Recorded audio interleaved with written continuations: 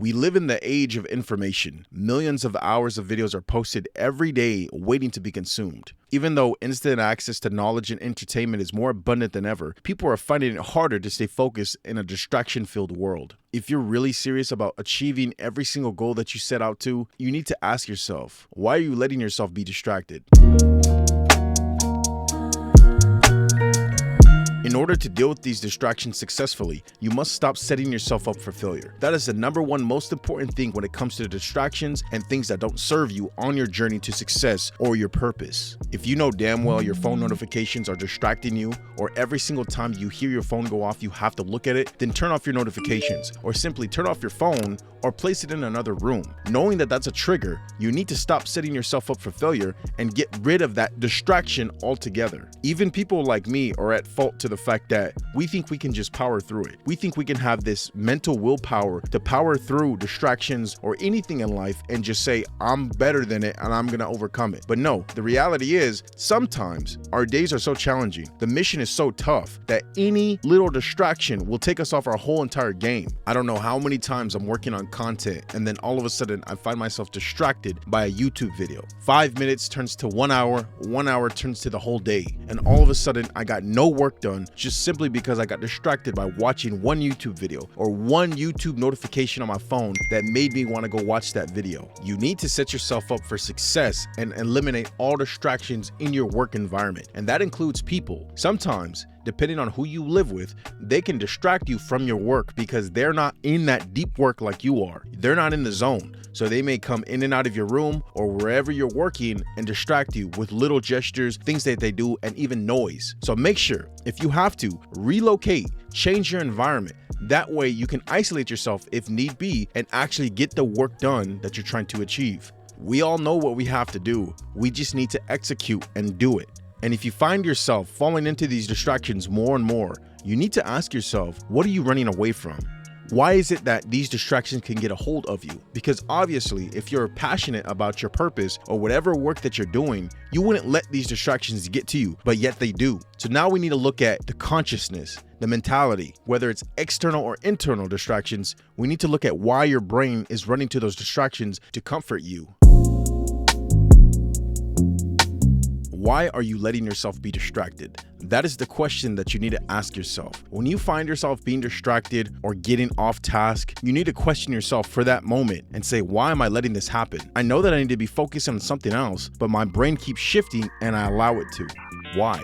The majority of the time, it's a mental cope to deal with your situation. 9 times out of 10, people will just want to procrastinate because they don't want to do the work. And so be it. It is what it is.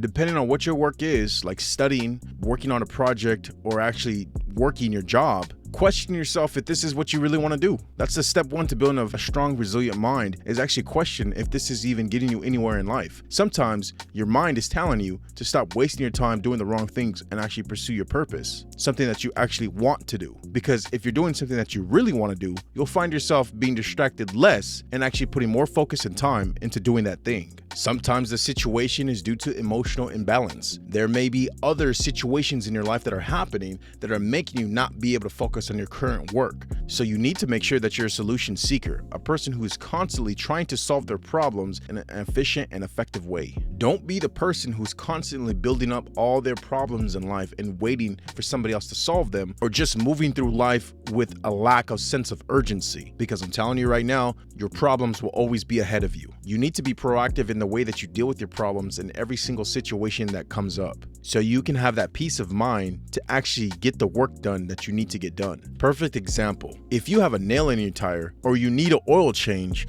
or you just have to get that homework done, do it as soon as the issue pops up, instead of waiting and letting it build up to a situation as to where you have to do something else, but now you have to fall back and do that first thing first. Do the priority at that moment, find a solution. When I was in college, that was my life story. Every single time I had a midterm or a final, I would always cram and try to study a few days before or even a few hours before the test, knowing damn well I had the whole entire semester or quarter to do that. But I got lazy and wasted my time. Yeah, don't do that. You You need to constantly be asking yourself, why am I making the decisions that I'm making? This goes deeper than just distractions, but actually mental consciousness. Go into every single situation being self-aware. Be proactive with the steps that you take. Know why you're making certain decisions. So many times in this life, we get stuck on autopilot, whether it's eating or just bad habits that we have throughout the day, like watching TV or just being unproductive. You need to train yourself out of that. That's the biggest thing. You let yourself fall into these slumps, into these distractions because it's a force of habit. So the most important thing is question yourself.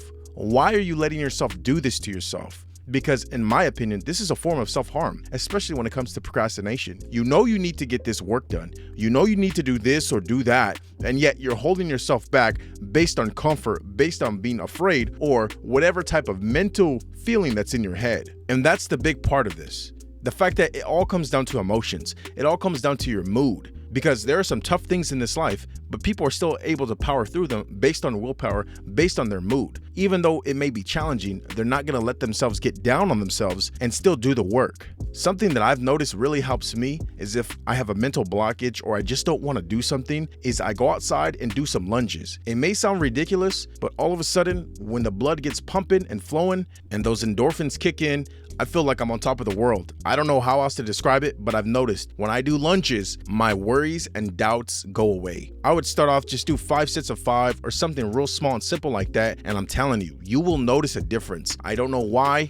Most likely it's because of the endorphins, but that shit just gets me going and it gets me in the right mindset to do what I need to do. And if that's not your cup of tea, then do some push-ups or do something physical. You need to get out of your head and get into your body. That's the most important thing. If you ever wondered why a lot of these people that live in third world countries who hunt for their food are always so happy, it's because they're constantly using their body instead of their head. The reason why Western America or just Western society overall is super depressed is based on the fact that we're doing a lot of our living through our head. Instead, we need to do it with our body. There's no time to be depressed when you're constantly running, having to chase your food and feed the village.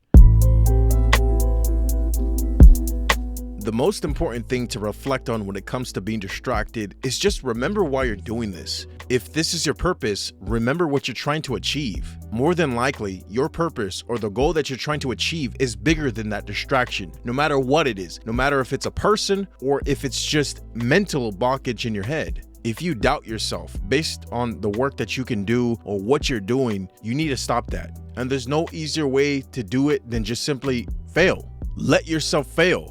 Let yourself get to the point where you're doing the work anyway, not even to the best of your ability, but yet you're still taking the action. Fail. So that next time around, you cannot fail and actually know what that failure feels like. You will know what not to do in these certain situations. So many times people procrastinate or just get distracted by certain things while they're working because they don't have that confidence. They don't have that way about themselves which they feel or know that they will be able to execute on the project or work that they're doing. So they let themselves get distracted and eventually procrastinate. So fuck it, just fail.